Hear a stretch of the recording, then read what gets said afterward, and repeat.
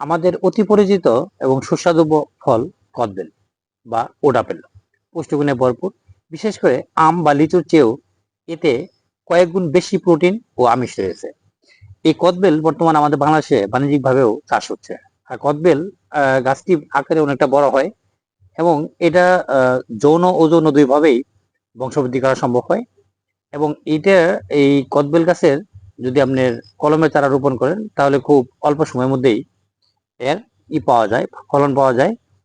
তো আমরা এই গাছের আরো বিশেষ সুবিধাটা হচ্ছে এই গাছের খুব কীটপতঙ্গ আক্রমণ খুব কম হয় এবং এই গাছে রোগবালাই নেই বলে চলে। তো আমরা তাহলে আমরা এখন জেনে নেই যে এই কদবেলে কি কি ধরনের পুষ্টিগুণ রয়েছে। এই কদবেলে পর্যাপ্ত পরিমাণে ট্যানিন থাকায় ডায়রিয়া এবং আমাশয়ের মতো রোগ উপশম করে এবং অন্ত্রে ক্ষতিকারক ব্যাকটেরিয়ার বিরুদ্ধেও কাজ করে, যার ফলে আপনার কোষ্ঠকাঠিন্য দূর হবে। এবং এতে প্রচুর পরিমাণে ফাইবার থাকায় বা আঁশ থাকায় কোষ্ঠকাঠিন্য দূর করা সহ আপনি দীর্ঘমেয়াদী বদহজমও নিরাময় করে। পাশাপাশি আপনার শরীর যদি খুব দুর্বল লাগে, এখানে উচ্চ ক্যালোরি এবং শর্করা উপস্থিত থাকার কারণে কদবেল খেলে শরীরে দ্রুত শক্তি যোগায় এবং শক্তি পাওয়া যায় এবং ক্লান্তি দূর হয়ে যায়। কদবেল কদবেল কিন্তু শুধুমাত্র এই কাজই করে না, কদবেল রক্ত পরিষ্কার এবং রক্তচাপ নিয়ন্ত্রণেও কদবেলের যথেষ্ট ভূমিকা রয়েছে।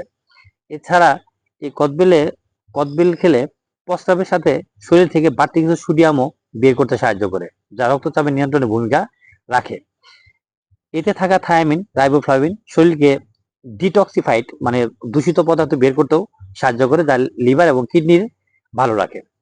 কদবেল কদবেল শরীরের কার্বোহাইড্রেট প্রবাহ ধীর করে দেয়, যা রক্তে হঠাৎ করে শর্করা বেড়ে যায় না।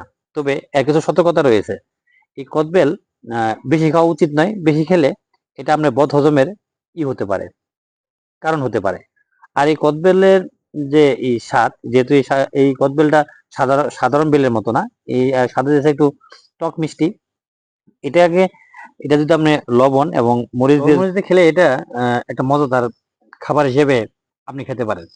তবে এই কদবেলে শুধুমাত্র এই সমস্ত গুণাগুণই নয়, এছাড়া এখানে পর্যাপ্ত পরিমাণে আমিষ, তারপর হচ্ছে শর্করা এবং ফ্যাট এবং অন্যান্য যে সকল উপাদান আছে, সমস্ত উপাদানই এই কদবেলে বিদ্যমান। এই কদবেল আকারে হয়তোবা ছোট আমাদের অন্যান্য বেলের চাইতে, এবং এই বেলটা কেন কদবেল হয়েছে এটা কোনো কারণ পরিষ্কারভাবে জানা যায়নি।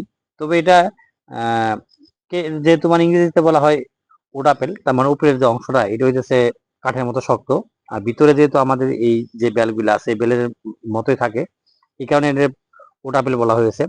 আর পাশাপাশি এটাকে কিন্তু এলিফ্যান্ট আপেলও বলা হয়, তার মানে এটা হাতিদেরও খুব পছন্দের একটা খাবার। তো এই কদবেলের আপনি গাছ যদি রোপণ করতে চান, আমি বলবো যে অবশ্যই আপনারা কলমের চারাগুলি রোপণ করুন। এতে করে আপনাদের দ্রুত আপনারা এই কদবেলগুলোর ফলন দেবে। আর কদবেল বাণিজ্যিকভাবে আপনারা চাষ করতে পারেন।